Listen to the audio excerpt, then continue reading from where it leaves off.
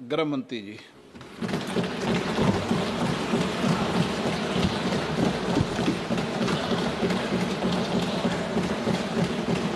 सम्माननीय अध्यक्ष जी, मैं आज पहलगांव में निर्दोष यात्रियों की नृशंस हत्या पाकिस्तानी आतंकवादियों के द्वारा जो की गई और उसके जवाब में देश के प्रधानमंत्री जी ने दृढ़ इच्छा शक्ति का परिचय कराते हुए ऑपरेशन सिंदूर की सेना को परमिशन दी और हमारे वीर जवानों ने सटीकता बहादुरी के साथ पाक स्थित आतंकवादी अड्डों को चूर चूर करने का काम किया। वो घटना पर जो बहस हो रही है, इसमें हिस्सा लेने के लिए मैं खड़ा हुआ हूं। माननीय अध्यक्ष जी, सबसे पहले पहलगांव में जो नृशंस हत्या की गई निर्दोष नागरिकों की, धर्म पूछकर उनको मारा गया, इनके परिवार के सामने मारा गया और बड़ी बर्बरता के साथ ये हत्याएं की गई, इसकी मैं घोर निंदा करता हूं और जो मारे गए हैं इनके परिजनों के साथ अत्यंत हृदय की गहराइयों से मैं संवेदना भी व्यक्त करना चाहता हूं। ऑपरेशन सिंदूर के जवाब में पाकिस्तान के हमारे नागरिक ठिकानों पर गोलीबारी की, इसमें भी कुछ नागरिक हताहत हुए, गुरुद्वारा भी टूटा, मंदिर भी टूटा। जो भी नागरिक उसमें घायल हुए हैं और जो हताहत हुए हैं, वो सभी के प्रति मैं पूरे सदन की ओर से गहरी संवेदना व्यक्त करना चाहता हूं। माननीय अध्यक्ष जी, कल से यहां पर पक्ष और विपक्ष दोनों की चर्चा चल रही है और स्वाभाविक है, जब इस तरह की नृशंस घटना घटे देश में, तब इस पर मुक्त चर्चा भी होनी चाहिए, चिंतन भी होना चाहिए, आगे न हो इसकी व्यवस्था की भी चिंता होनी चाहिए। माननीय अध्यक्ष जी, मैं विषय पर आने से पहले आपके माध्यम से सदन को और सदन के माध्यम से पूरे देश को ऑपरेशन महादेव जो कल एक हुआ है, इसकी जानकारी देना चाहता हूं। माननीय अध्यक्ष जी, कल ऑपरेशन महादेव में सुलेमान उर्फे फैजल जट, अफगान और जिब्रान, 3 आतंकवादी सेना, सीआरपीएफ और जम्मू कश्मीर पुलिस के संयुक्त अभियान में ऑपरेशन महादेव में मारे गए। और माननीय अध्यक्ष जी,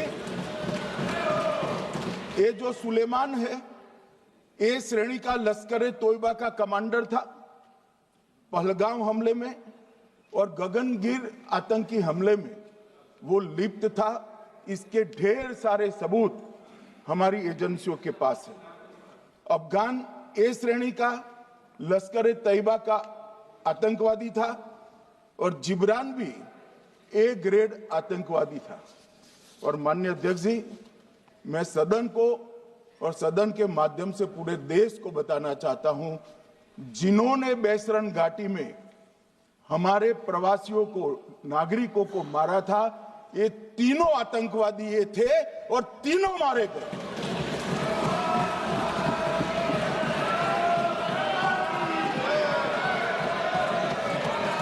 और मान्यवर, मैं आज इस सदन के माध्यम से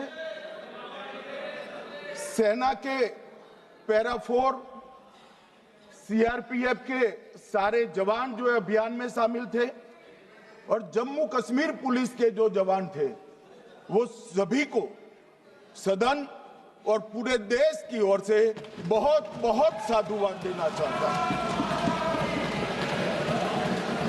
माननीय अध्यक्ष जी, मैं इस ऑपरेशन महादेव के बारे में थोड़ा डिटेल में बताना चाहूंगा।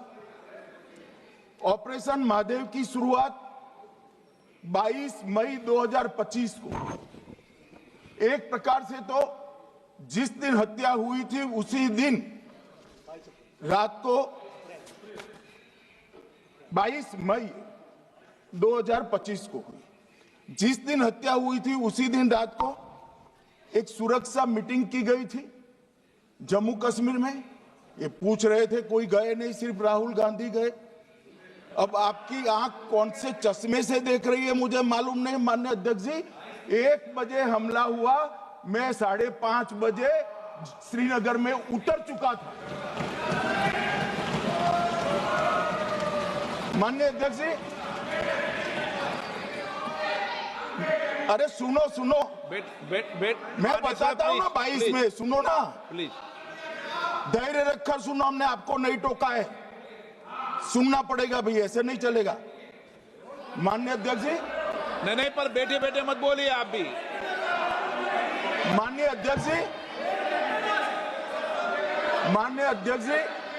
23 अप्रैल को टिप्पणी मत करिए। एक सुरक्षा मीटिंग की गई। सभी सुरक्षा बल, सेना, CRPF, BSF, Jammu Kashmir police, और सबसे पहले उसमें निर्णय किया गया कि जो नृशंस हत्यारे हैं वो देश छोड़कर पाकिस्तान भाग न पाए, इसकी हमने पुख्ता व्यवस्था की और भागने नहीं। 22 मई को आईबी के पास एक ह्यूमन इंटेल आई और एक क्षेत्र के अंदर, दाची गांव क्षेत्र के अंदर आतंकवादियों की उपस्थिति की सूचना मिली।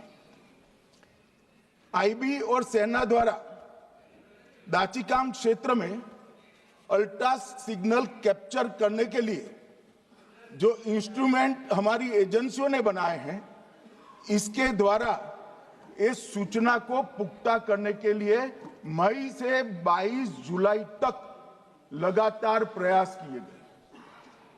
ठंड में ऊंचाइयों पर हमारे सेना के अधिकारी पैदल इनके सिग्नल प्राप्त करने के लिए घूमते रहे, आईबी के अफसर भी घूमते रहे, सीआरपीएफ भी घूमती रही, और मान्यवर 22 जुलाई को हमें सफलता मिली। सेंसर्स के माध्यम से आतंकवादी होने की पुष्टि मिल गई। तब 4 पैरा जो हमारी सेना का एक हिस्सा है, उसकी नेतृत्व में 4 पैरा के जवान, सीआरपीएफ के जवान और जम्मू कश्मीर पुलिस के जवान मान्यवर एक साथ ये आतंकवादियों को घेरने का काम किया। सेना, सीआरपीएफ, जम्मू कश्मीर पुलिस की मीटिंग भी की गई। जो 5 ह्यूमन एसेट्स थे उनको भी वहां भेजा गया, और कुल मिलाकर कल जो ऑपरेशन हुआ, इसमें हमारे निर्दोष नागरिकों को मारने वाले तीनों आतंकी मौत के घाट उतार दिए। मान्यवर, तीनों के नाम मैंने बताए हैं, सुलेमान उर्फे फैजल जट, अफगान और जिब्रान। मान्यवर, वो तो एक आशंका थी कि यही लोगों ने घटना की है, मगर मैं बाद में एनआईए की जांच पर आता हूं, एनआईए ने पहले से ही इनको, जिन्होंने आसरा लिया था, वो लोगों को गिरफ्तार कर रखा था। उनको खाना पहुंचाने वाले लोगों को अपने कब्जे में रखा था। तो जब आतंकवादियों के शव श्रीनगर आए, इनसे पहचान कराई गई। 4 लोगों ने पहचान लिया, यही 3 लोग थे जिन्होंने पहलगांव में आतंकी घटना को, मगर हमने इस पर भी भरोसा नहीं किया मान्यवर, कोई जल्दबाजी नहीं की। हमने जो आतंकी घटना स्थान से कारतूस मिले थे वो कारतूस का एफएसएल रिपोर्ट पहले से करा कर रखा था और चंडीगढ़ सेंट्रल एफएसएल के अंदर बैलिस्टिक रिपोर्ट के आधार पर उनका रिपोर्ट तैयार था। जब ये कल आतंकवादी मारे गए, इनकी 3 राइफलें पकड़ी गई। एक M9 अमेरिकन राइफल थी और 2 AK-47 राइफल थी। जो कारतूस मिले थे वो भी M9 और AK-47 के भी थे, मगर हमने इससे भी संतोष नहीं माना। ये राइफलों को एक विशिष्ट विमान के द्वारा कल रात को 12 बजे चंडीगढ़ पहुंचा गया और पूरी रात फायरिंग कर कर इसके भी खाली खोखे जनरेट किए गए। 2 खोखों का मिलान किया गया, राइफल की नाली और निकले हुए खोखों का भी मिलान हो गया। तब ये तय हो गया कि इन्हीं 3 राइफलों से हमारे निर्दोष नागरिक मारे गए। और मान्यवर, आज मैं सदन को बताते हुए बहुत खुश हूं। मोदी जी ने ऑपरेशन सिंदूर कर आतंकवादियों को जिन्होंने आतंकवादियों को भेजा था, उनके आकाओं को जमीन में मिलाने का काम किया था। सेना और सीआरपीएफ ने वो आतंकवादियों को भी समाप्त कर दिया। और मान्यवर,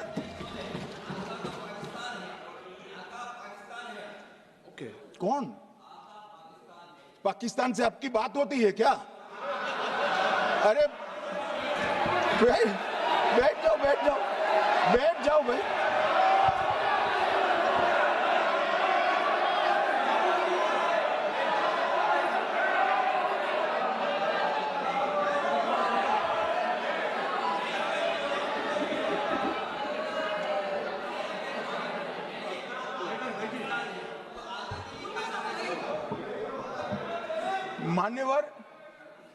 मान्यवर, मैं बताता हूं कैसे इनके आका मारे गए, वो भी नाम के साथ बताता हूं, जगह के साथ बताता हूं, घंटे, मिनट और सेकंड के साथ बताता हूं। मान्यवर, मैं तो अपेक्षा करता था कि जब ये सूचना सुनेंगे पक्ष विपक्ष में खुशी की लहर दौड़ जाएगी, मगर ये स्याही पड़ गई इनके चेहरे। ये क्या है मान्यवर, किस तरह की पॉलिटिक्स? भाई आतंकवादी मारे गए, आपको इसका भी आनंद नहीं है?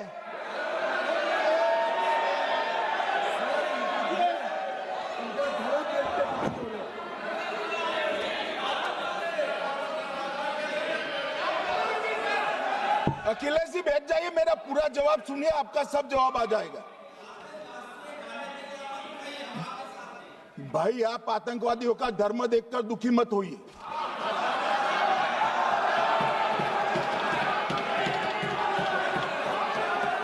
अखिलेश बैठ जाइए यार।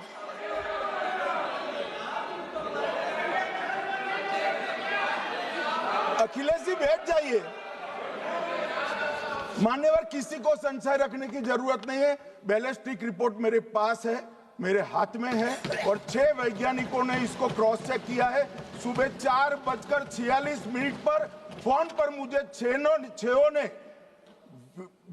वीडियो फोन पर कहा है कि 100% वही गोलियां हैं जो वहां चलाई। मान्यवर,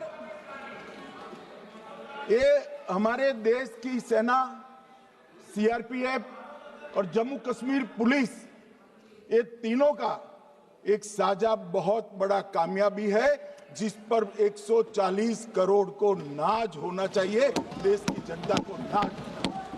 मान्यवर, मैं तो गया था वहां पर जब ये घटना हुई। दूसरे दिन इनके परिजनों को मिला था। 6 दिन की शादी वाली बच्ची विधवा होकर मेरे सामने खड़ी थी। आज तक मैं वो दृश्य नहीं भूल सकता।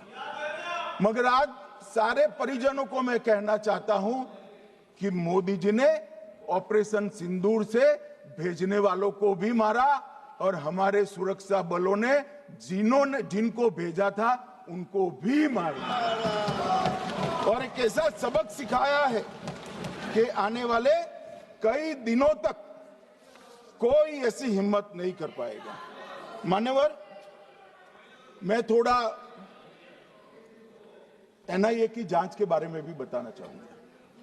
मान्यवर, जिस दिन लश्कर-ए-तोयबा ने और इसके आउटफिट टीआरएफ ने इसकी जिम्मेदारी ली, उसी दिन हमने तय कर लिया था कि ये जांच एनआईए को सौंप दी जाएगी, क्योंकि एनआईए आतंकवाद के केसों की जांच के लिए, वैज्ञानिक तरीके से जांच करने के लिए और सजा कराने के लिए महारत हासिल की हुई विश्व मान्य एजेंसी है, जिसका सजा कराने का दर 96% से ज्यादा है। मान्यवर, हमने तुरंत ही इसकी जांच एनआईए को दे दी। हमने पूरी व्यवस्था की, सेना, बीएसएफ, सीआरपीएफ और जम्मू कश्मीर पुलिस ने कि लोग देश छोड़कर भाग न जाए। और मान्यवर, इसकी जांच की शुरुआत हुई। एक थकाने वाली बहुत लंबी जांच हुई है। जांच के दौरान मृतक के परिजन जो साथ में थे, उनको सभी को चर्चा किए गया। पर्यटकों, खच्चर वालों, पोनी वालों, फोटोग्राफर, कर्मचारियों, विभिन्न दुकान में काम करने वाले लोगों, कुल मिलाकर 1055 लोगों की लंबी 3000 घंटे से ज्यादा पूछताछ इंफॉर्मेशन के लिए की गई और इस सबको वीडियो पर रिकॉर्ड कर दिया गया। और बाद में इसके आधार पर स्केच बनाया गया और ढूंढते 22/6/25 को एक बशीर की पहचान की गई और परवेज की पहचान की गई, जिन्होंने आतंकवादी घटना के अगले दिन आतंकवादियों को शरण दी थी। उनको अपने ढोक में रखा था। वो दोनों को गिरफ्तार कर लिया गया। अब वो हमारी कस्टडी में है। दोनों गिरफ्तार अपराधियों ने खुलासा किया कि 21/4/25 की रात को 8 बजे 3 आतंकवादी बेसरन से लगभग 2 किलोमीटर दूर स्थित परवेज ढोक में आए थे। आतंकवादियों के पास AK-47 और M9 कार्बाइन थी। जो 2 आतंकवादियों ने काली पोशाक पहनी थी और एक ने छद्म वेश किया था। खाना खाया, चाय पी और ढोक से निकलते वक्त कुछ खाना, नमक, मिर्च और मसाले लेकर वो चले गए। मान्यवर, उस वक्त हमने जिन खोखों को रिकवर किया था, इसको हमने चंडीगढ़ FSL में टेस्टिंग के लिए भेज दिया। और जब चंडीगढ़ FSL में टेस्टिंग के लिए भेजा गया तो वही राइफल से एपको आतंकी हमला हुआ था, वो भी निश्चित हुआ। तो आज इसके साथ साथ दूसरे एपको आतंकी हत्या को अंजाम देने वाले आतंकियों का भी इसके साथ ही समाप्ति हुई है, उनको मार दिया गया है। मान्यवर, और इसके बाद में स्केच बनाया गया। गिरफ्तार किए गए दोनों आरोपियों की माता जो थी, इन्होंने ये तीनों आतंकियों के मृतदेहों को पहचान लिया है। दोनों आतंकवादी घटना में साथ लेने वाले उनके साथियों ने भी पहचान लिया है और अब उसकी FSL की पुष्टि भी आज सुबह 4 बजे हो गई थी। अब मैं जांच का पूरा ब्यौरा बताना चाहता हूं। मान्यवर, ये हमले में 3 पाकिस्तानी आतंकवादी थे। हमले में 2 AK-47 और 1 M9 कार्बाइन का प्रयोग किया गया था और अब जो पकड़े गए हैं, इसके सुलेमान के कारण एपको का मामला भी आज रिजॉल्व हो रहा है और आतंकवादियों को पनाह देने वाले 2 स्थानीय लोगों को भी इस केस में पकड़ लिया गया है। अब मान्यवर, कल पूछते थे कहां से आए, कहां गए, किसकी जिम्मेदारी है। भाई, जिम्मेदारी हमारी ही है। हम सरकार में हैं, हमारी ही जिम्मेदारी। मगर मैं पूछता हूं, जब आप सरकार में थे तब क्या क्या हुआ था, इसकी जिम्मेदारी किसकी थी और क्यों निर्वहन नहीं किया, वो भी बाद में पूछूंगा। जरा धीरज से सुनना। मगर मान्यवर, मुझे एक बड़ा दुख हुआ। कल इस देश के पूर्व गृह मंत्री चिदंबरम जी ने सवाल उठाया कि क्या प्रूफ है कि ये आतंकवादी पाकिस्तान से आए और मान्यवर कब उठाया? जब संसद में चर्चा होने वाली थी। क्या कहना चाहते हैं चिदंबरम साहब? किसको बचाना चाहते हैं? पाकिस्तान को बचाकर आपको क्या मिलेगा? वो ये कह रहे हैं कि और क्या है? मत जवाब दो।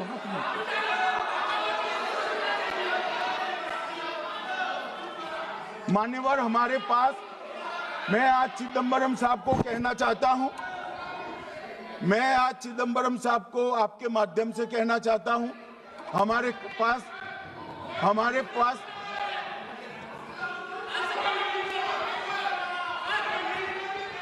मान्यवर हमारे पास प्रूफ है, वो भी मैं सदन के सामने रखना चाहता हूं कि तीनों पाकिस्तानी थे। 3 में से 2 के पाकिस्तान के वोटर नंबर भी आज हमारे पास उपलब्ध है। मान्यवर ये राइफलें हैं, ये राइफलें भी हमारे पास उपलब्ध है। इनके पास से जो चॉकलेटें मिली हैं, वो चॉकलेटें ढोक में से मिली, वो भी पाकिस्तान की बनाई हुई चॉकलेट है। मान्यवर ये कहते हैं कि पाकिस्तानी नहीं थे, इसका मतलब पूरी दुनिया के सामने इस देश का एक पूर्व गृह मंत्री पाकिस्तान को क्लीन चिट दे रहा है।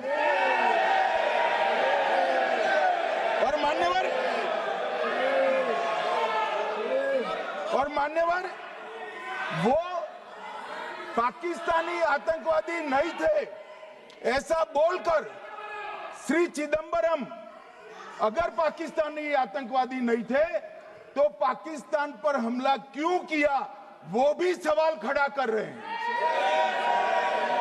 मान्यवर आज पूरी दुनिया ने हमारे संसद सदस्य गए थे, स्वीकारा था कि हमला पाकिस्तान ने किया है। और इस देश का गृह मंत्री जो कांग्रेस पार्टी से आता है, वो कहता है कि क्या सबूत है। अरे मुझसे मांगते, मैं दे देता। टीवी से मांगते हैं, पूरी दुनिया के सामने उजागर करते हैं, शख्स सुबह खड़ा करते हैं।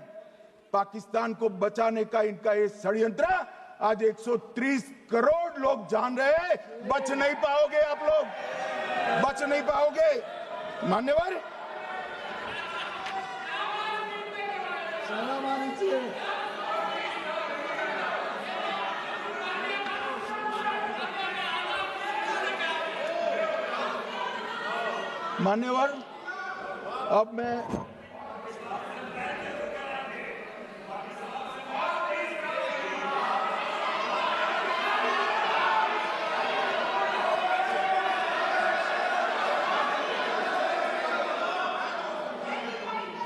मान्यवर अब मैं पहलगांव आतंकी हमला और ऑपरेशन सिंदूर, ये दोनों घटनाक्रम के लिए मान्यवर ये अभी से थक जाते हैं।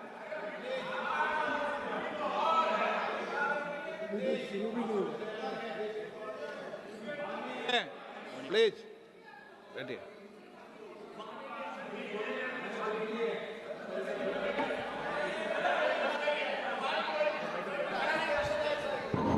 मान्यवर मैं आपके माध्यम से कहना चाहता हूं, थोड़ा धैर्य रखे भैया, अभी तो शुरू हुआ है, अभी तो शुरू हुआ है। मान्यवर मैं पहलगांव आतंकी हमला और ऑपरेशन सिंदूर के बारे में पूरा घटनाक्रम बताना चाहता हूं। कल ढेर सारे सवाल उठाए। वैसे तो मुझे लगता था कि कल रक्षा मंत्री जी के भाषण के बाद शायद कांग्रेस पार्टी सपोर्ट में भाषण देना शुरू करेगी और अगर थोड़ी बहुत जनता की इच्छा की परख होती तो वो ही करते, मगर नहीं करा, क्योंकि रक्षा मंत्री जी ने बहुत बारीकी से ऑपरेशन सिंदूर की सफलता, इसकी जरूरियात, इसकी प्रासंगिकता और इसके परिणाम, इसके बारे में बहुत अच्छे तरीके से सदन के माध्यम से पूरी देश की जनता के सामने रखा जाए। मगर फिर भी उन्होंने बहुत सारे सवाल किए। अब सवाल किए हैं तो मुझे जवाब देना भी पड़ेगा, उनको सुनना भी पड़ेगा। मान्यवर, मैं पूरा घटनाक्रम बताना चाहता हूं। मान्यवर, 22 अप्रैल को पहलगांव में आतंकवादी हमला हुआ। इसमें 26 लोग मारे गए, 25 भारतीय और 1 नेपाली नागरिक। हमने उसी वक्त मैं श्रीनगर जाने के लिए निकल गया। रात को ही सुरक्षा बलों की मीटिंग कर ये भाग न पाए इसकी व्यवस्था की। माननीय मोदी जी ने 23 और 30 अप्रैल को सीसीएस की मीटिंग चेयर की। ये कह रहे हैं, मैं आज बताना चाहता हूं कि सीसीएस की 23 अप्रैल की मीटिंग में क्या हुआ। सबसे पहला कांग्रेस पार्टी का ब्लंडर था सिंधु जल संधि, इसको स्थगित करने का काम नरेंद्र मोदी जी ने किया। हमने अटारी के माध्यम से एकीकृत जांच चौकी जो चलती थी उसको बंद कर दिया। पाकिस्तानी नागरिकों के सार्क वीजा को सस्पेंड कर सभी को वापस पाकिस्तान भेजने का काम किया। पाकिस्तान स्थित उच्चायोग ने रक्षा, सैन्य, नौसेना के सलाहकारों को अवांछनीय व्यक्ति घोषित किया। संख्या को 55 से घटाकर 30 किया और सीसीएस ने ये संकल्प लिया कि जहां पर भी ये आतंकवादी छुपे हैं उनको और उनकी ट्रेनिंग करने वाले अड्डों को सेना, पुलिस, सीआरपीएफ, बीएसएफ उचित जवाब देगी। मान्यवर, जिस तारीख को ये हुआ उसी दिन ये निर्णय हो चुका। मान्यवर, इसके बाद में कल गोगाई जी कहते थे मोदी जी 24 को पहलगाम जाने की जगह बिहार गए। सुनो यार। मान्यवर, मोदी जी जब ये पहलगाम घटना हुई यहां नहीं थे, विदेश में थे। आने के बाद तुरंत सीसीएस बैठक की और मोदी जी जिस दिन बिहार गए उस दिन पहलगाम में कुछ नहीं, कोई नहीं था, सिर्फ राहुल गांधी थे। सारे लोग चले गए थे, सारे लोग वहां से अपने अपने ठिकाने पर चले गए थे। मगर इन्होंने एक बात कही, उस पर मेरी आपत्ति है। मान्यवर, उन्होंने कहा 24 अप्रैल को चुनावी भाषण किया। मान्यवर, देश का नेतृत्व करने वाले देश के प्रधानमंत्री की फर्ज होती है कि देश की संप्रभुता पर, देश के नागरिकों पर अगर ऐसा जघन्य हमला होता है तो जनता की भावनाओं के अनुरूप जवाब देना चाहिए। मान्यवर, मैं आज आपकी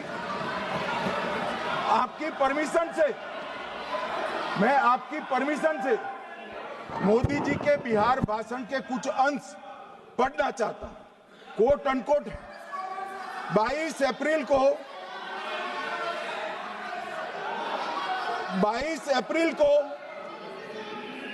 पहलगाम का यह हमला केवल निहत्थे पर्यटकों पर नहीं बल्कि पूरे भारत की आत्मा पर एक दुस्साहसपूर्ण प्रहार है।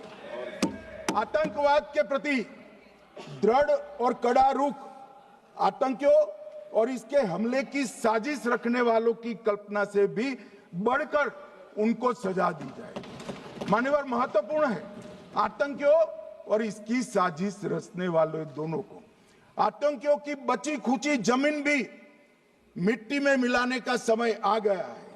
140 करोड़ भारतीय इस बात के लिए एकजुट है कि आतंक के आकाओं की कमर तोड़ दी जाएगी।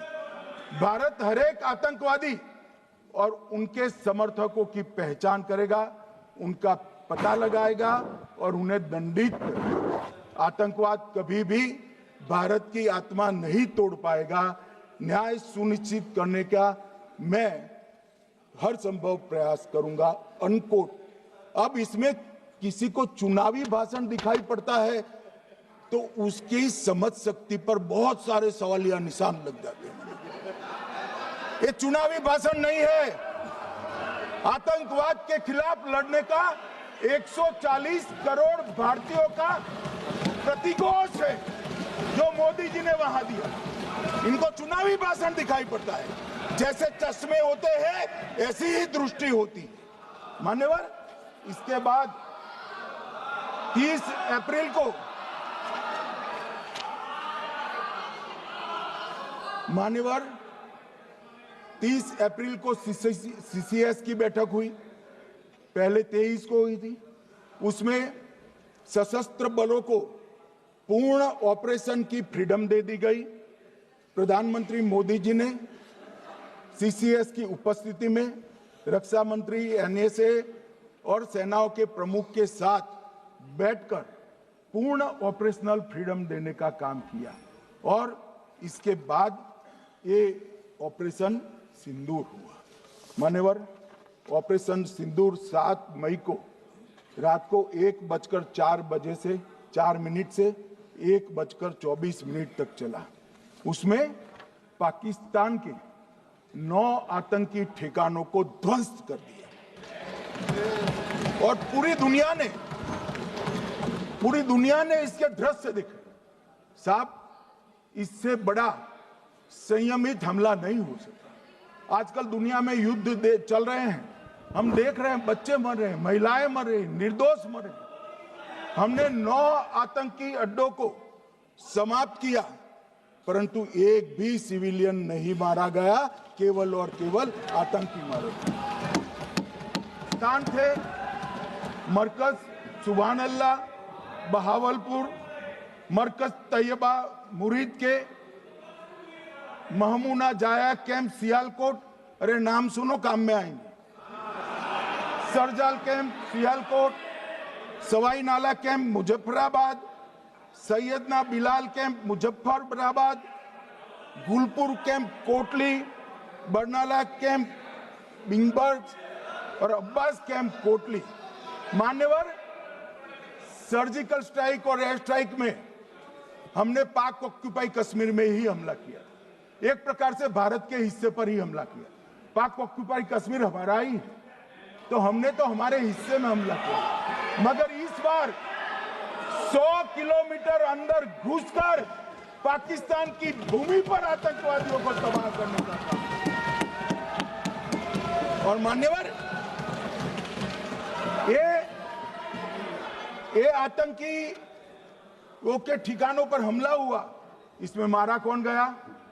हाफिज मोहम्मद जमील जैसे मोहम्मद के प्रमुख मौलाना मसूद अजहर के बहनोई, मुदस्सर खादियान मरकज तैयबा मुरीद का प्रमुख, याकूब मलिक जेएम पदाधिकारी, मोहम्मद हमसा जमील जेएम ऑपरेटिव, मोहम्मद यूसुफ अजहर गंभीर रूप से घायल था, फिर मारा गया।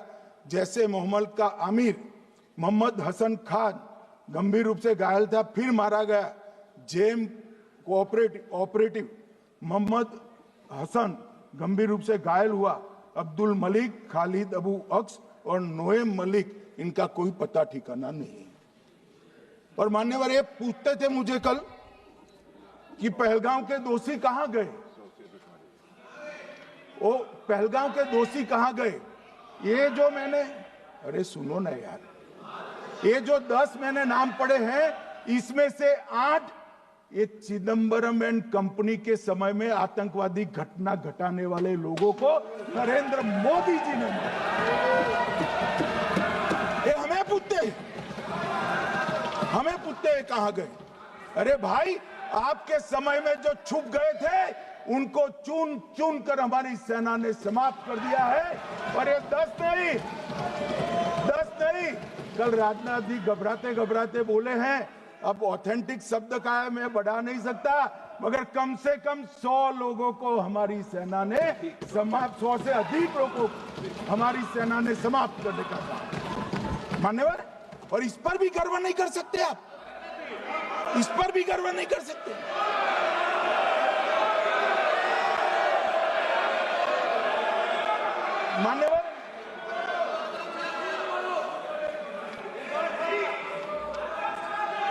मान्यवर, 7 मई को 1:26 पर 22 मिनट पर ये हमारा काम समाप्त हो गया।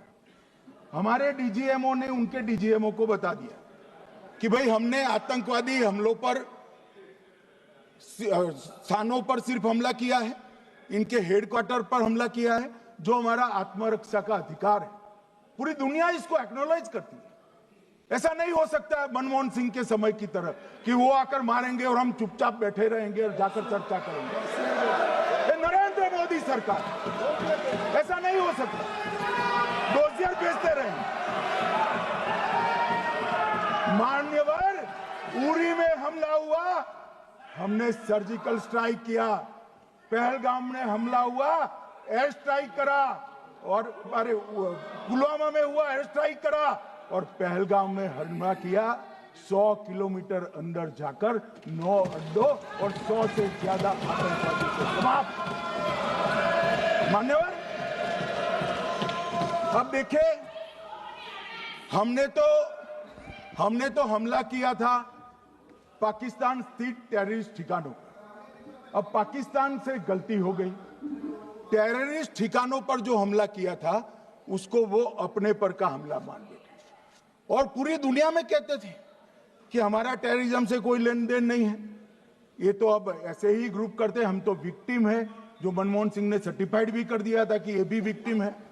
मान्यवर, मगर दूसरे दिन इनकी श्रद्धांजलि का कार्यक्रम हुआ और पाकिस्तान को मालूम नहीं पड़ा कि ये पूरी दुनिया देखेगी।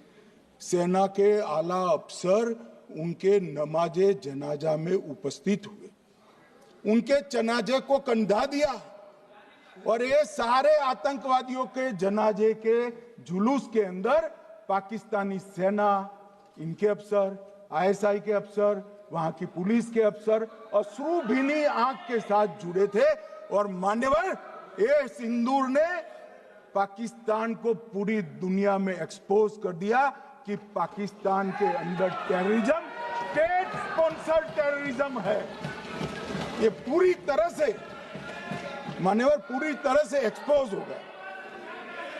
8 मई को पाकिस्तान ने हमारे रिहायशी इलाकों में हमला किया, हमारे सेना के अड्डों पर हमला किया, मगर एक भी मिसाइल से उनका कुछ नुकसान नहीं कर पाई।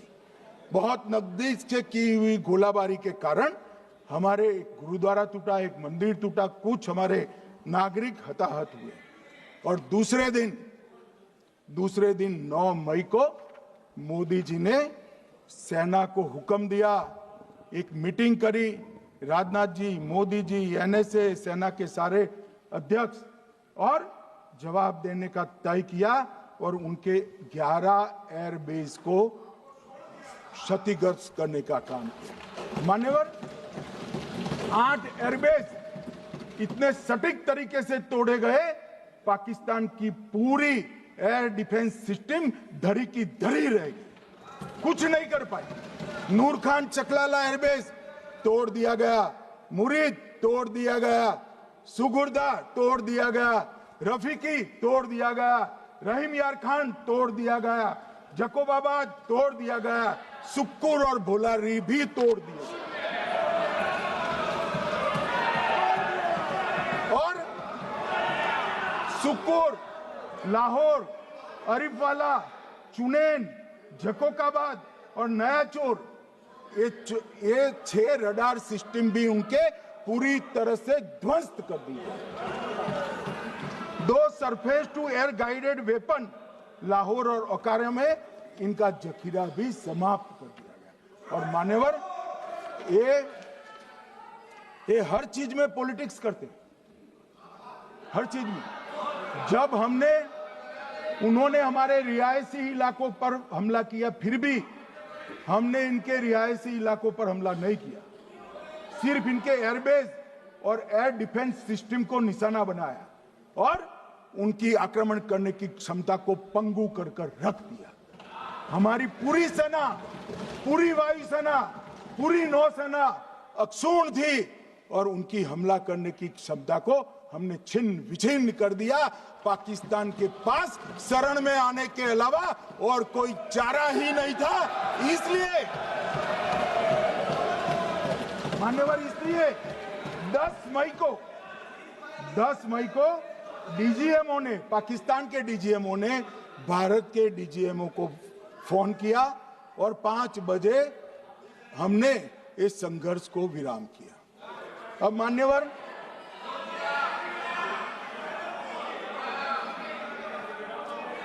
ये लोग कल सवाल उठा रहे थे कि इतनी अच्छी पोजीशन में थे, आपने युद्ध क्यों नहीं किया? युद्ध के कई परिणाम होते हैं मान्यवर, करना न करना वो सोचकर करना पड़ता है। मगर मैं इसी देश के इतिहास से कुछ घटनाएं बताना चाहता हूं। 1948 में मान्यवर, कश्मीर में हमारी सेनाएं निर्णायक बढ़त पर थी। सरदार पटेल ना बोलते रहे, जवाहरलाल नेहरू जी ने एक तरफा युद्ध विराम कर दिया। और मान्यवर, मैं बड़ी जिम्मेदारी के साथ कहता हूं, मैं इतिहास का विद्यार्थी हूं। पाक ऑक्यूपाई कश्मीर का अगर अस्तित्व है तो जवाहरलाल नेहरू जी की ये युद्ध विराम के कारण है। इसका जिम्मेदार जवाहरलाल नेहरू है। मान्यवर, 1960 में सरदार पटेल ने विरोध किया था, गाड़ी लेकर आकाशवाणी तक गए थे, घोषणा न करते, दरवाजे बंद कर दिए थे। मान्यवर, 1960 में सिंधु जल पर भौगोलिक व रणनीतिक रूप से हम बड़े मजबूत थे और उन्होंने सिंधु समझौता क्या किया? 80% भारत का पानी पाकिस्तान को दे दिया। मान्यवर, 62 के लड़ाई की बात मैं बाद में करता हूं। 65 की लड़ाई में हाजीपीर जैसे स्ट्रेटेजिक जगह पर हमने कब्जा किया था। 66 में उसको लौटा दिया गया। मैं 71 के युद्ध की भी बात करना चाहता हूं। मान्यवर, 71 में कल राजनाथ जी ने भी बताया, पूरे देश ने इंदिरा जी का समर्थन किया। उन्होंने पाकिस्तान के 2 टुकड़े कर दिए। बहुत बड़ी विजय थी भारत की और सदियों तक भारत इस विजय पर गर्व करेगा। हम सब भी करते हैं, हमें कोई आपत्ति नहीं। मगर हुआ क्या मान्यवर? युद्ध की विजय की चकाचौंध में क्या हुआ? 93 हजार युद्ध बंदी हमारे पास थे, 93 हजार, और 15,000 वर्ग किलोमीटर क्षेत्र पाकिस्तान का हमारे पास था। 93 हजार युद्ध बंदी, उस वक्त की पाकिस्तान की सेना का 42% और 15,000 वर्ग किलोमीटर क्षेत्र। मगर शिमला में समझौता हुआ, पाक ऑक्यूपाई कश्मीर मांगना ही भूल गए। अगर उस वक्त पाक ऑक्यूपाई कश्मीर मांग लेते, न रहेगा बांस, न बजती बांसुरी। ये कैंप तोड़ने की जरूरत न पड़ती साहब आपको, हमको। मान्यवर, इतना ही नहीं, पाक ऑक्यूपाई कश्मीर तो नहीं लिया, मांगना ही भूल गए। 15,000 वर्ग किलोमीटर की जीती हुई भूमि भी वापस दे दी। तय हुआ था पाकिस्तानी नरसंहार के लिए युद्ध अपराध न्यायाधिकरण बनेगा, नहीं बना। सेना ने पूर्वी पाकिस्तान में नरसंहार किया था। 195 पाकिस्तानी अधिकारियों पर मुकदमा चढ़ना था। भुट्टो अपने साथ इंदिरा जी के सामने से छुड़ा कर ले गए। जनरल मानेक शॉ का एक कोट अनकोट कहता हूं, जनरल मानेक शॉ का, जो एक प्रकार से आर्किटेक्ट माने जाते हैं बांग्लादेश विजय के, इन्होंने कहा कि भुट्टो ने भारत के नेतृत्व को मूर्ख बनाया। अब जो शब्द है, मैं आप कोट अनकोट है, इसमें मेरा कुछ नहीं है, ये लोग गुस्सा न हो सकते। I told her into bracket Indira Gandhi, Indira ji को कहा, that he into bracket Bhutto के लिए, he has made monkey out of you. समझ में आता है? ये फील्ड मार्शल साहब ने कहा है मान्यवर, और ये हमें सिखा रहे हैं, ये नहीं किया, वो नहीं किया, फलाना नहीं किया, ठिकाना नहीं किया। अरे भाई, आप तो पाकिस्तान को क्लीन चिट दे रहे हो कि पाकिस्तान ने हमला ही नहीं किया है। क्या अधिकार है आपको पूछने का?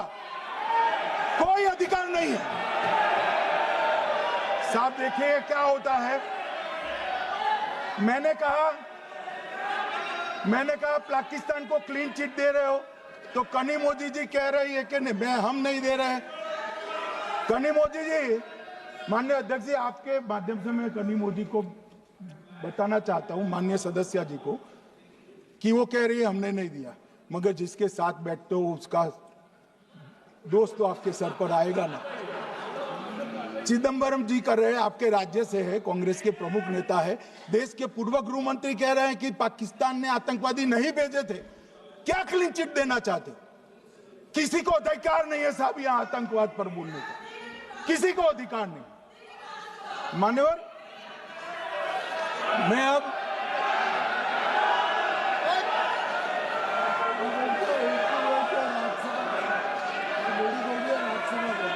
मान्यवर, मैं उनको बताना चाहता हूं, अभी आधा भी नहीं हुआ है, जरा सुनो।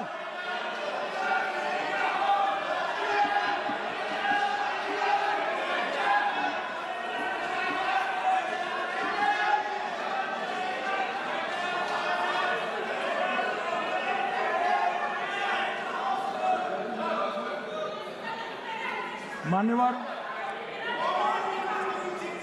62 के चिन्ह में क्या हुआ, 62 के युद्ध में क्या हुआ? मन ये अभी कल कुछ कांग्रेस के सदस्य चीन का सवाल पूछ रहे थे, मैं आज पूछना चाहता हूं 62 के युद्ध में क्या हुआ? 38,000 वर्ग मीटर, पूरा सदन ध्यान से सुने, 38,000 वर्ग मीटर अक्साई चीन का हिस्सा चीन को दे दिया गया। और वर्ग किलोमीटर ही बोला, वर्ग किलोमीटर। और मान्यवर, ऐसी ही चर्चा उस वक्त सदन में हुई। मैं तो बड़ी गंभीरता से जवाब दे रहा हूं, मुझे बोलने नहीं देते। जवाहरलाल नेहरू जी ने क्या कहा? वहां घास का एक तिनका भी नहीं उगता है, वो जगह को क्या करो। तो एक संसद सदस्य ने, नेहरू जी का सर मेरे जैसा था, महावीर प्रसाद त्यागी जी ने कहा कि आपके सर पर भी एक बाल नहीं, वो चीन बेच दे क्या? मान्यवर इस तरह से जवाब देते थे, नॉन सीरियस टाइप के जवाब। और कल गोगोई जी बड़ा बड़ा उछल उछल कर बोल रहे थे। अरे गोगोई जी, आपको मालूम है उन्होंने चीन के बारे में, आसाम के बारे में क्या कहा था? आसाम को आकाशवाणी पर बाय बाय कह दिया था। रिकॉर्डिंग है, रिकॉर्डिंग है।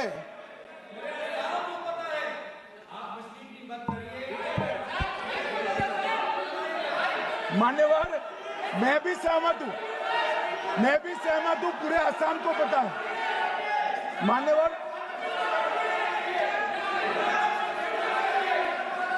मान्यवर,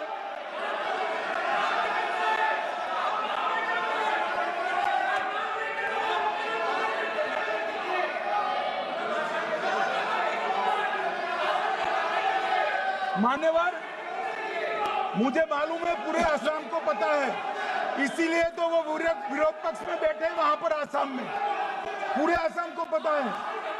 और मान्यवर,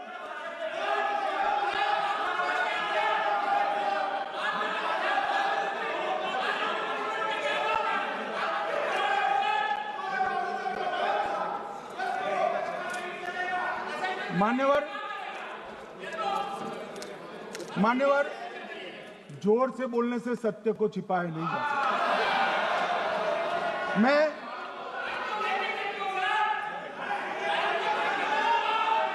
मान्यवर, मैं selected works of Jawaharlal Nehru series volume 29 पृष्ठ 231 पर से एक जवाहरलाल नेहरू जी के पत्र को कोट करना चाहता हूं। अनौपचारिक रूप से संयुक्त राज्य अमेरिका ने यह सुझाव दिया कि चीन को संयुक्त राष्ट्र में तो ले लिया जाए, मगर सुरक्षा परिषद को नहीं। सुरक्षा परिषद में भारत को लेना चाहिए। यह अमेरिका का प्रस्ताव था। नेहरू जी ने कहा हम इसे स्वीकार नहीं करते क्योंकि इससे चीन के साथ हमारे संबंध खराब होंगे और चीन जैसे महान देश को बुरा लगेगा। मान्यवर, आज चीन सुरक्षा परिषद में है और भारत बाहर है। मोदी जी प्रयास करें अंदर ले जाने का। इसका कारण जवाहरलाल नेहरू का ये स्टैंड है।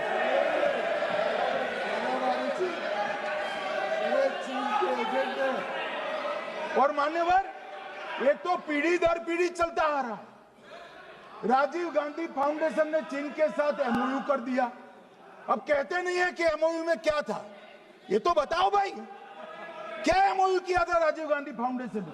और जब डोकलाम में हमारे सेना के जवान चीन की सेना के सामने आंख में आंख डालकर बैठे थे, वो चीन के राजदूत के साथ राहुल गांधी मीटिंग कर रहे थे। ये मान्यवर ऐसा नहीं है। जवाहरलाल नेहरू, सोनिया गांधी, राहुल गांधी, तीन पीढ़ी तक के चीन का प्रेम उतरता जा रहा है। मान्यवर,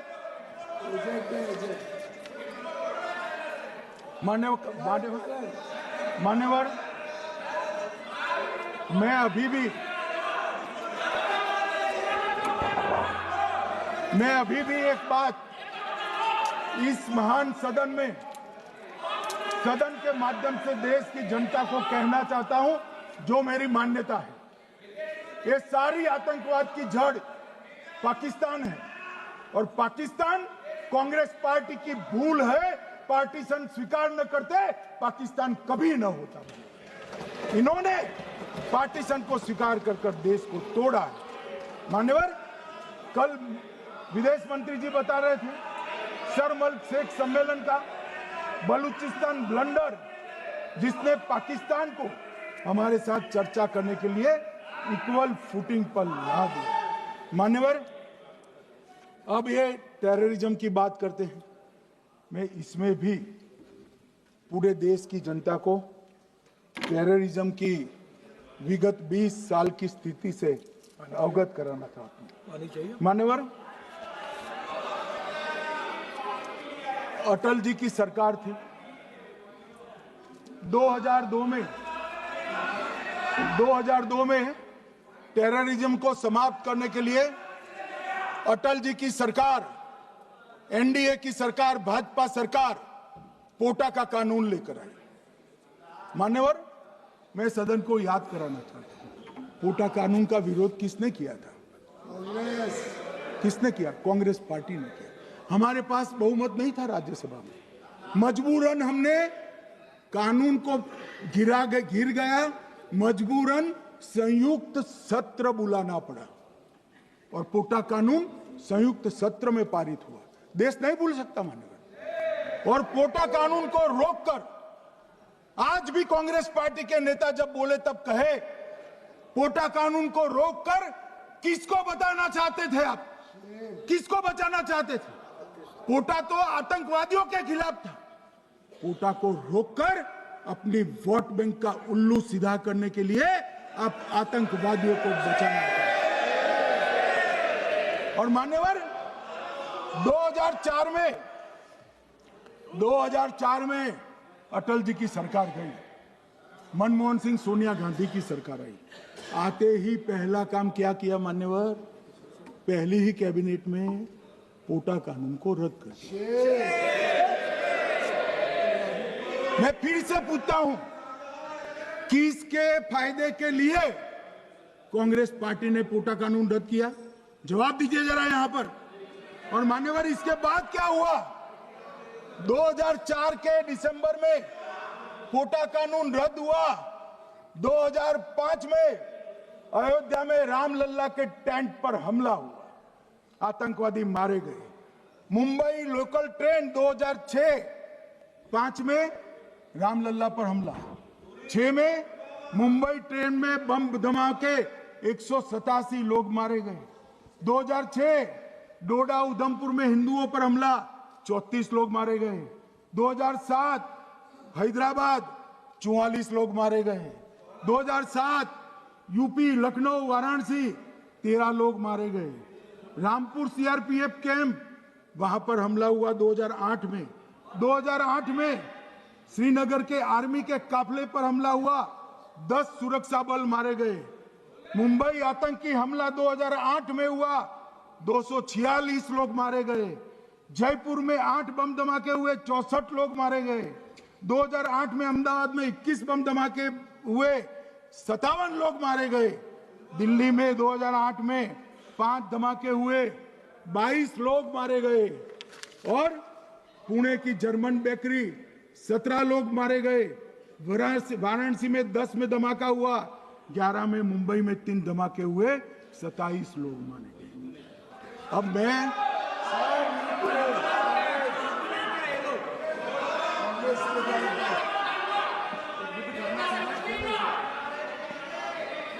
मान्यवर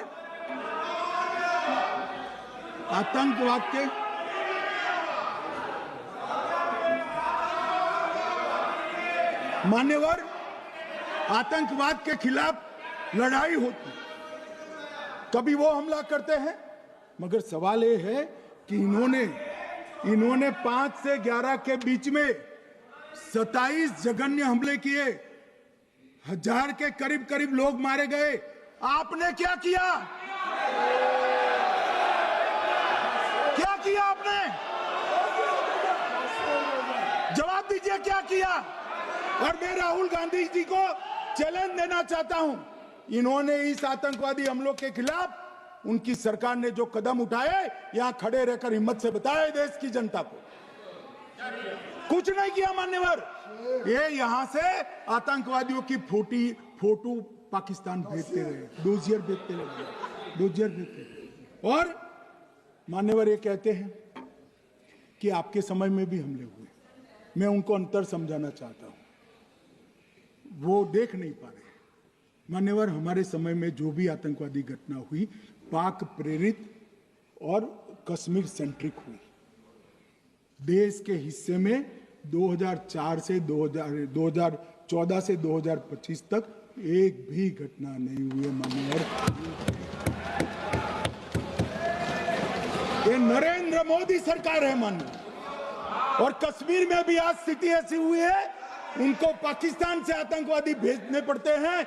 कश्मीर में आतंकवादी अब हमारे नहीं बनते हैं मान्यवर। और मैं सलमान खुर्शीद जी को भी याद करना चाहता हूं।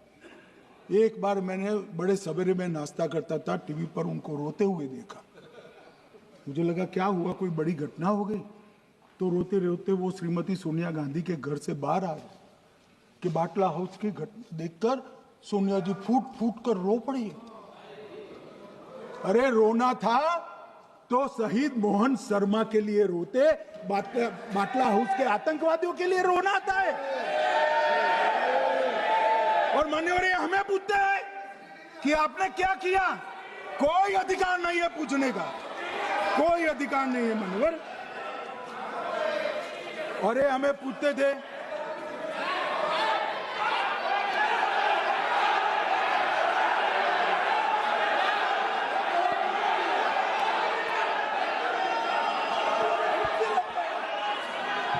मान्यवर, अभी 25% बाकी।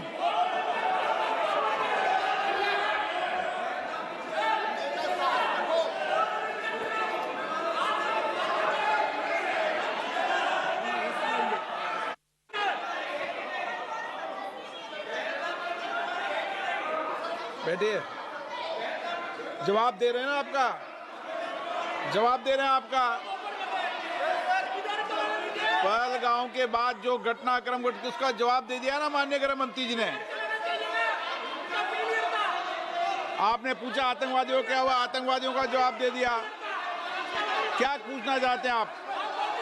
आपने हर सवाल पूछा, हर सवाल जवाब सुनिए। माननीय गृह मंत्री जी।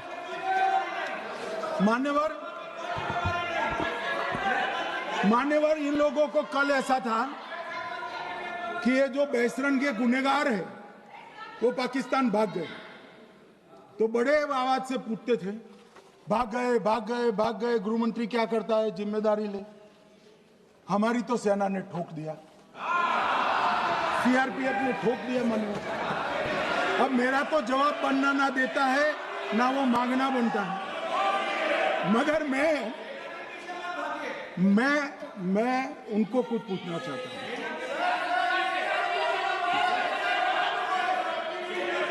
मान्यवर,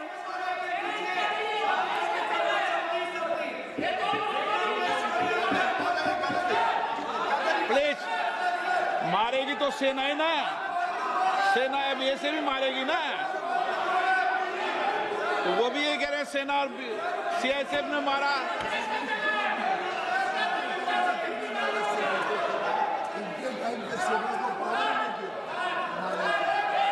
मान्यवर, ये कहते हैं साहब इसको बिठाओ जरा।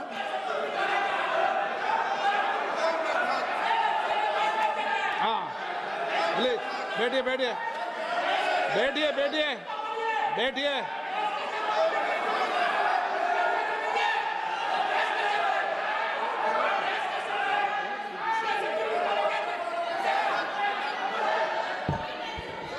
सबको मान्यवर, ये लोग मुद्दा उठाना चाहते हैं तो जरूर उठाए। मैं आज सुबह ही सलमान खुर्शीद जी का वो इंटरव्यू मेरे मोबाइल में रिजर्व कर आया हूं। आप जब भी कहोगे ये पूरे टीवी पर बताने के लिए मैं तैयार सेव कर आया हूं। इनकी इच्छा है तो कल एक समय तय करिए, यहां बता दीजिए चारों टीवी में, और देश की जनता भी देख ले।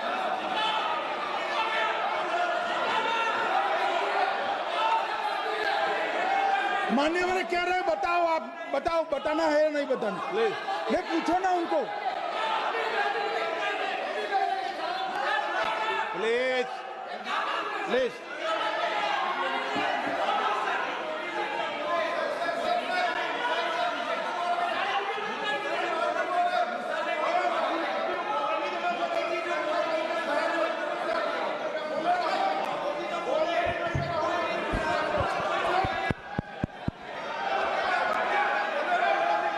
बिट्टू बैठ जा। मान्यवर, ये पूछ रहे थे कि क्यों भाग गए। अब मेरा समय काफी जाएगा, मैं जरा संक्षिप्त में कहता हूं, घटनाओं पर नहीं जाऊं।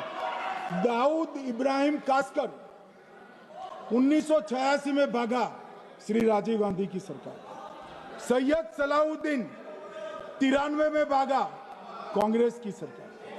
टाइगर मेमन 93 में भागा, कांग्रेस की सरकार। अनीस इब्राहिम कासकर 93 में भागा, इनकी सरकार। रियाज भटकल 2007 में भागा, इनकी सरकार। इकबाल भटकर 2010 में भागा, इनकी सरकार। मिर्जा सादाब बेग 2009 में भागा, इनकी सरकार।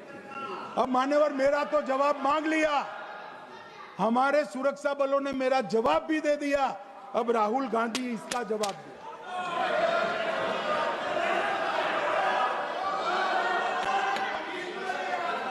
मान्यवर,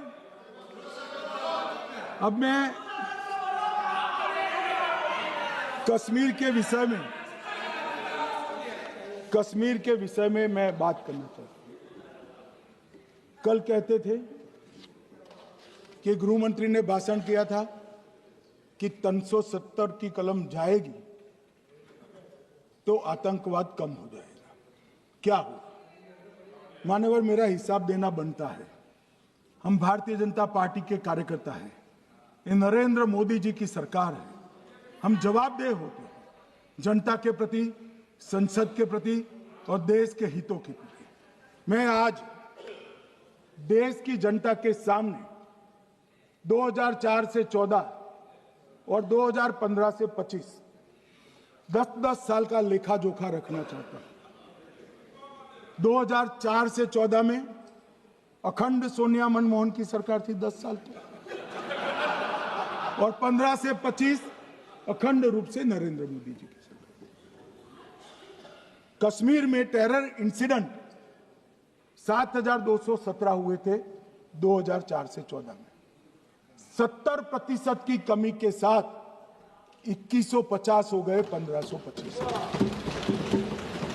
नागरिकों की मृत्यु 2004 से 14 में 1770 हुई, 2015 से 25 में कम होकर 357 हो गई, 80%। सिक्योरिटी फोर्सेस की मृत्यु 1060 हो गई उस वक्त, और हमारे समय में 542 हुई, और टेररिस्टों की मृत्यु में 123% की वृद्धि हुई। ये हमें पूछ रहे हैं क्या हुआ? आंकड़े से भाग नहीं सकते भाई, आंकड़े से भाग नहीं सकते। और अब मैं कहता हूं कि धारा 370 ने कश्मीर में आतंकवादी इकोसिस्टम को नष्ट कर दिया है, जिस धारा 370 को आपने इतने साल तक बचा कर। हमने जीरो टेरर प्लान बनाया है, एरिया डोमिनेशन प्लान बनाया है, मल्टी लेवल डिप्लॉयमेंट किया है, सुरक्षा जेलें बनाई हैं, 98% ट्रायल अब वीडियो पर हो रहे हैं। हमने संचार साधन बसाए हैं और 702 फोन विक्रेता जेल में डाले, 2667 सिम कार्ड बन गए। हमने एक जमाना था साहब 10-10 हजार लोगों के जनाजे निकलते थे, पूरे देश ने घटनाएं देखी होगी, बुरहान वानी मर गए, फला मर गए, ढिका मर गए, 10-10 हजार। अब जो मारा जाता है उसको वही दफना दिया जाता है। किसी भी आतंकवादी को उसका महिमा मंडन करने के लिए जनाजे की इजाजत नरेंद्र मोदी के शासन में नहीं। मान्यवर, आतंकवादियों के सगे वाले और समर्थक चुन चुन कर हमने नौकरियों से निकाले, पासपोर्ट रद्द कर दिए हैं, गवर्नमेंट कॉन्ट्रैक्ट रद्द कर दिए हैं, 75 से ज्यादा आतंकी समर्थकों को कोर्ट से ऑर्डर लेकर सरकार से बर्खास्त कर दिया गया है। बार काउंसिल उनके समर्थकों से भरी थी, सस्पेंड कर नया लोकप्रिय चुनाव हमने कराया है। मान्यवर, कई संगठन बैन करे, मैं बाद में बताता हूं। विशेष यूएपीए अदालतें बनाई हैं, लगभग मार्च 22 से 25 के बीच में यूएपीए के 2267 मामले हमने जब्त किए हैं, दर्ज किए हैं, 374 कुर्की की है। और परिणाम क्या है मान्यवर? ये पूछ रहे हैं परिणाम क्या है? शुतुरमुख वृत्ति से अगर मिट्टी में सर रखकर बैठोगे तो कुछ नहीं, सूर्य भी नहीं दिखेगा। मान्यवर, परिणाम आया है। पहले ऑर्गेनाइज टाउन पेल्टिंग साल की 2654 होती थी एवरेज इनकेस में। कितनी मान्यवर? 2654 पथराव होते हैं, 2024 में 0 हो गए। मान्यवर, ऑर्गेनाइज हड़ताल पाकिस्तान से ऐलान करते थे, घाटी बंद रहती थी। पाकिस्तान की भी हिम्मत नहीं है, घाटी में भी हिम्मत नहीं है। इनके समय में साल में 132 दिन घाटी बंद रहती थी, अब ऑर्गेनाइज हड़ताल 3 साल से 0 है। मान्यवर, टाउन पेल्टिंग में नागरिकों की मृत्यु हर साल 112 होती थी, 3 साल से नागरिकों की मृत्यु 0 है। मान्यवर, जख्मी होते थे 6235 लोग टाउन पेल्टिंग में, आज 0। मान्यवर, आज मैं बताता हूं, एक समय में हुर्रियत के नेताओं को यहां वीआईपी ट्रीटमेंट मिलती थी, हुर्रियत के साथ चर्चा करते थे, और ये हुर्रियत वाले आते थे, रेड कारपेट पूरा रोड खाली कर सीधा आता था, और मनमोहन सरकार के दूत इनके साथ चर्चा करते थे। सारे हुर्रियत के कंपोनेंट हमने बैन कर दिए हैं, सारे जेल की सलाखों के पीछे। हम कोई हुर्रियत से बात करना नहीं चाहते। मैं सदन में नरेंद्र मोदी जी की नीति दोहराना चाहता हूं। हुर्रियत टेररिस्ट संगठनों के आउटफिट है, हम इनसे बात नहीं करेंगे। हम अगर किसी से बात करेंगे तो घाटी के युवाओं के साथ बात करेंगे, हुर्रियत के साथ बात। मान्यवर, चुनावों के दौरान डर का माहौल होता था, अब 98.3% मतदान हुआ पंचायत चुनाव। कांग्रेस की बंद बहिष्कार का समय बंद हो गया। सेपरेटिस्ट बात करना चाहते थे, अब वो नहीं कर सकते। और मान्यवर, 2019 के बाद हमने कितने संगठन बैन करे, मैं बोलना चाहता हूं, थोड़ा समय चाहिएगा मान्यवर। The TRF, people's anti fascist front, Tehreek ul Mujahideen, Jamaat ul Mujahideen Bangladesh Hindustan, Jammu Kashmir Ghaznavi force, Khalistan tiger force, Hizb ut Tahrir, Jamaat Islami, जो जमात इस्लामी ने पूरे पाकिस्तान के अंदर एक प्रकार से अलगाववाद का जहर घोला, वो जमात इस्लामी आज बंद कर दिया गया। Jammu Kashmir liberation front, Jammu Kashmir democratic freedom party, Muslim league Jammu Kashmir, Tehreek Hurriyat, Muslim conference सुमजी गुट, Jammu Kashmir national front, Jammu Kashmir people's freedom league, Jammu Kashmir people's league, Jammu Kashmir Ittehadul Musalman Awami action committee, Sikh for justice और पॉपुलर फ्रंट ऑफ इंडिया को भी हमने बैन किया। और ये शांति ऐसे नहीं हुई है। और ये कहते हैं कि एक भी घुसपैठ नहीं होती है। कभी गए हो आप पाकिस्तान? तो कई बार गए हो गई, सीमा पर गए हो? पाकिस्तान तो कई बार गए हो, फिर से बोलता हूं, सीमा पर गए हो? सीमा के माध्यम से पाकिस्तान गए हो? हमारे जवानों की कठिनाई देखो साहब, -43 डिग्री में पहाड़ पर रहकर नदी नालों के बीच में चौकी करते हैं। कोई घुस गया तो क्या हुआ? कोई घुस गया, वो बचेगा नहीं। यहां हम उसको या तो अरेस्ट करेंगे या तो एनकाउंटर में वो मारा जाएगा, बचेगा कोई नहीं। इनको सीमा की भौगोलिक कठिनाइयां मालूम नहीं। वहां मान्यवर कई नदी नाले हैं, वेग से पानी आता है, -46 डिग्री टेम्परेचर है, नीचे सुरंगें बनाते हैं। और ये तो ऐसे कह रहे हैं घुस गए। अरे भाई, आपके मन में तो, आपके समय में तो घुसने की जरूरत ही नहीं थी। आप बुलाते थे वीजा देकर, क्यों घुसेंगे? घुसने की जरूरत ही नहीं। जैसे आप पाकिस्तान जाते हो वैसे वो यहाँ आते। मनोहर, अब ये कैसे हमें पूछ सकते हैं? मान्यवर,